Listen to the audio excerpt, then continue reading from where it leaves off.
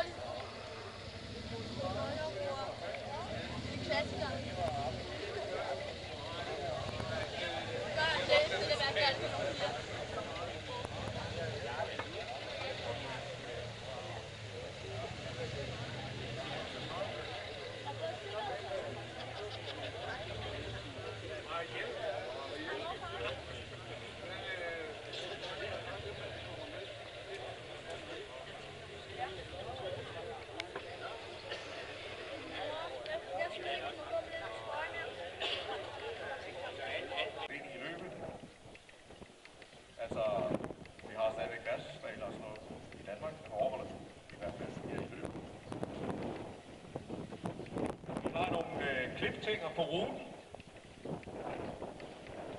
er markeret med sådan et blåt skilt med en gul stribe, der står en på hver side af vejen. I højre side, og i kørselsretningen der har man klippetingerne. Og når man har klippet, så skal man lige klemme tanken sammen og sætte tilbage i holderen, så den ikke ligger og flyder ned på jorden, så de næsten skal ligge og rage efter den dernede. Og hvis der er nogen, der bliver taget i og ikke har lægget tanken tilbage, så er der straf på det.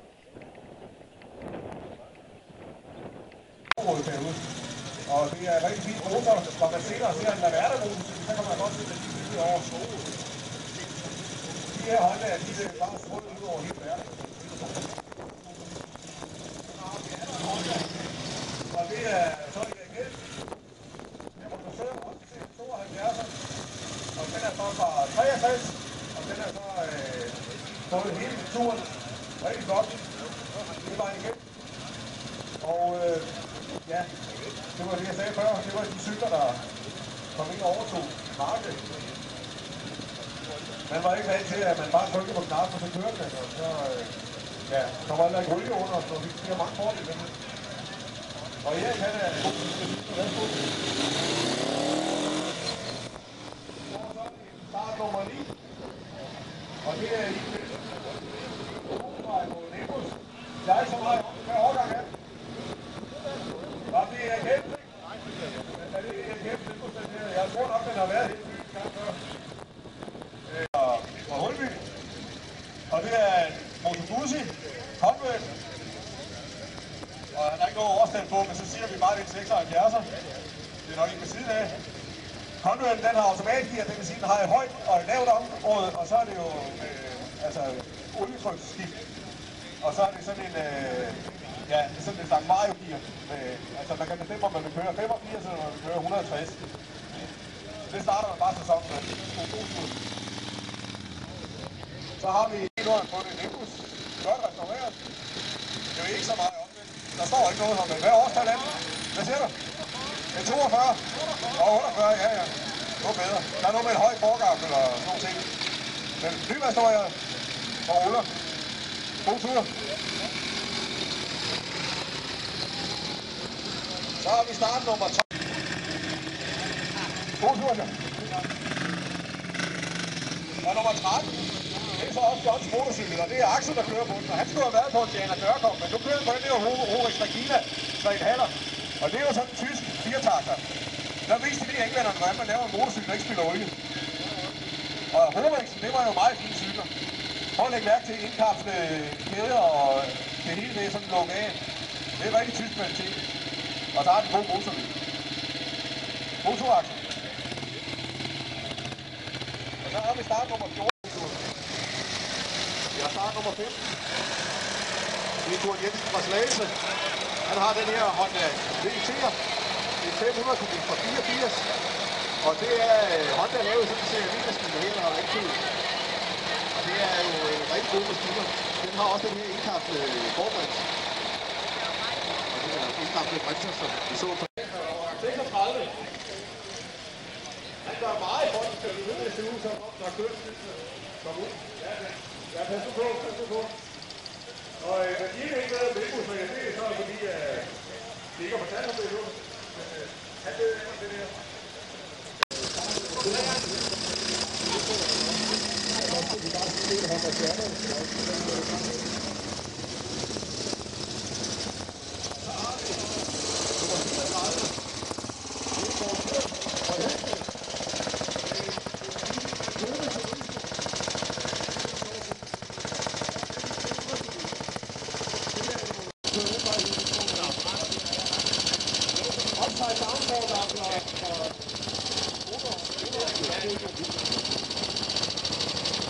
Og så har vi nummer 35.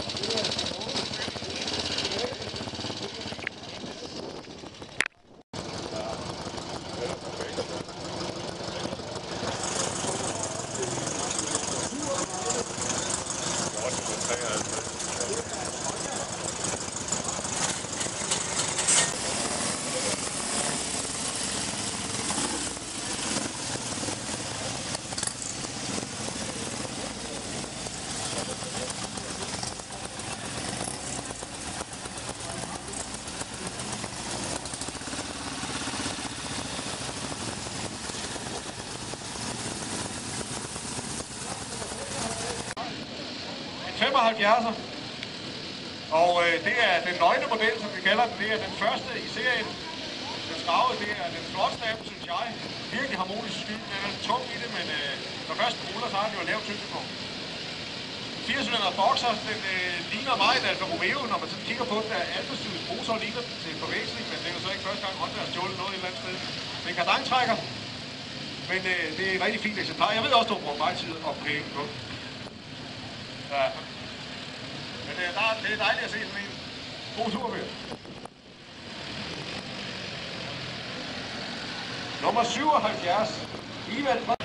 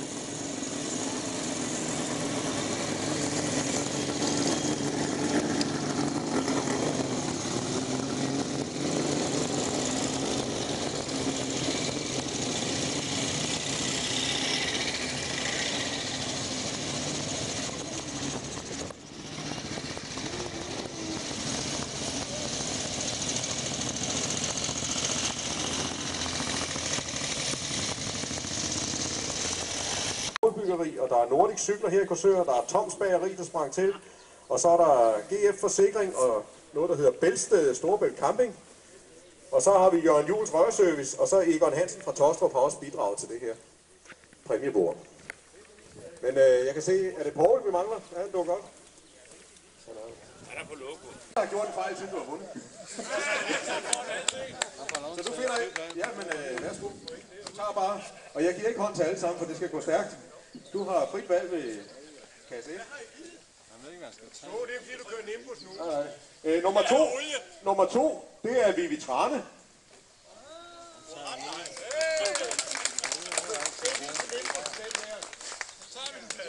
Og nummer 3, det er jo så Bobo.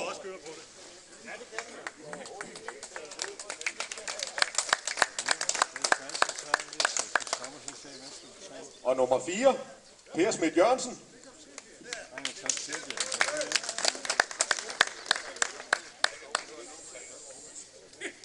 Og næste i rækken, det er jo Frode. Og han er jo fra Saltum, så han har jo også kørt langt.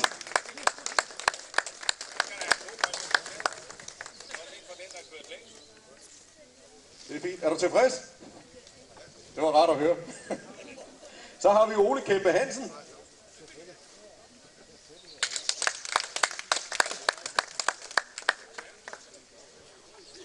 Det gør du ligesom du vælger.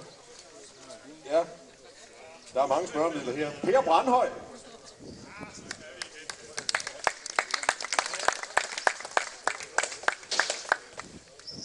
Og Kurt Jensen. Kurt Jensen på en Honda VT. Det var dig, ja. Så er der Jens Erik Laursen.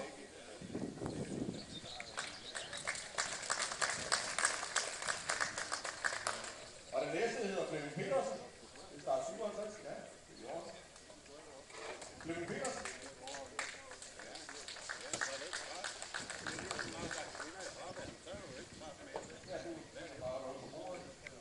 Og så har vi Jørgen Meyer.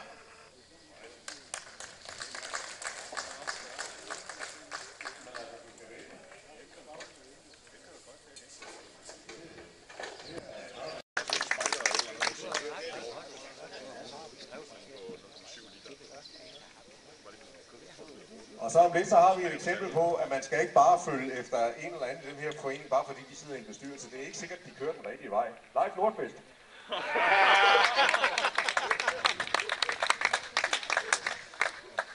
Men det snakker vi selvfølgelig ikke om. Og Stine Schmidt. Og du kan lige tage din far med. Ib Schmidt. Ja, han kørt. Ja. Ja. Og så skal vi have Hanne. Og derefter Alex Hansen.